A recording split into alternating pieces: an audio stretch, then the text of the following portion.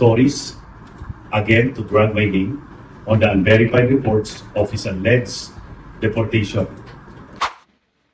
Magandang araw sa atin lahat. Mga kababayan, mainit nga ang dugo ni dating National Police or PNP Chief Retired General Rodolfo Azorin dito sa kanyang kabilas, kasi magbilas pala ito umano sila, mga kababayan po natin. Itong si PNP Deputy Chief for Administration, Police Lieutenant General Rodel Sermonia, na umano'y nagpakalat, mga kababayan po natin, ng kasinungalingan ng kanyang pagkakadeport sa Canada. Sa isang text message nga, mga kababayan po natin, na nakarating umano sa mamamahayag sa Camp Crame, na sinabi nga ni General Azorin na si Sermonia umano ang nagpapadala ng mga mensahe tungkol sa insidente. Ngunit ito ay haka-haka lamang, mga kababayan po natin, ni General Azorin. So hindi naman siya sigurado, pero mayroon nga siyang nakuhang impormasyon din. So alam natin, pulis ito, dati itong general. So syempre, marami pa rin itong connection na pwedeng makarating sa kanya, mga kababayan po natin. Ngunit ito pa ang matindi, mga kababayan po natin. Dahil hindi niya lang inaakusahan si Sermonia na nagpakalat ng impormasyon na na-deport ito. Ito rin umano ang nagbigay, mga kababayan po natin, ng kasinungalingan sa Canadian immigration para i-deport siya, mga kababayan po natin. So ibig sabihin, kung nasa Canadian immigration pa lang siya, so ibig sabihin hindi siya nakapasok sa Canada mismo, mga kababayan po natin. Pinabalik siya sa ating bansa.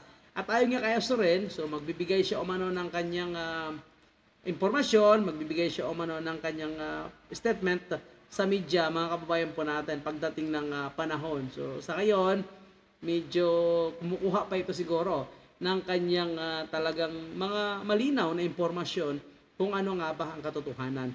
Ngunit, mga kababayan po natin, nilinaw naman ni PNP Chief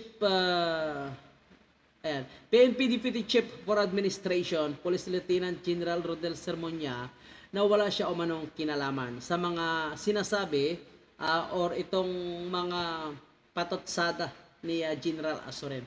So hindi niya umano ito magawa kasi magkapamilya nga sila, mga kababayan po natin.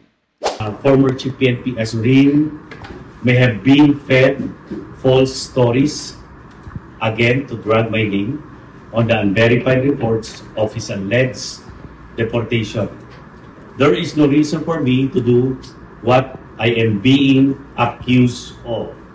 Magbista po kami. Gilas ko po siya, dahil sinabi niya. So, magkapamilya po kami. Ang kasiraan niya ay kasiraan ng buong pamilya. So, I am very busy with my duties as the Deputy Chief PNP for Administration.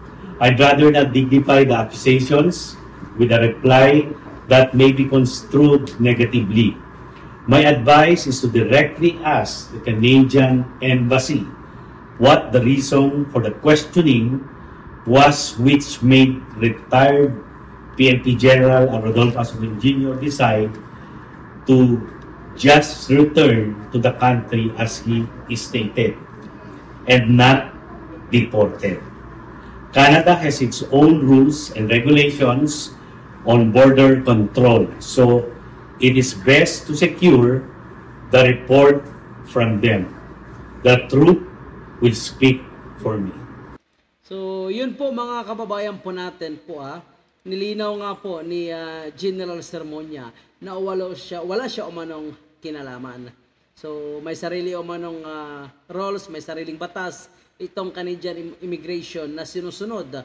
So kung ano man po ang patungkol sa umano'y deportation ni PNP Chief Azorin, so yan po umano ay lalabas naman ang katotohanan. So yan nga po, mga kababayan po natin, naantayin na lang po natin yung talagang statement mula mismo sa bunganga ni General Azorin kung ano nga ba ang nangyari at kung totoo nga ba ang kanyang binibintang dito kay General Sermonia. So yan po ang ating pakaabangan po, mga kababayan. Maraming salamat.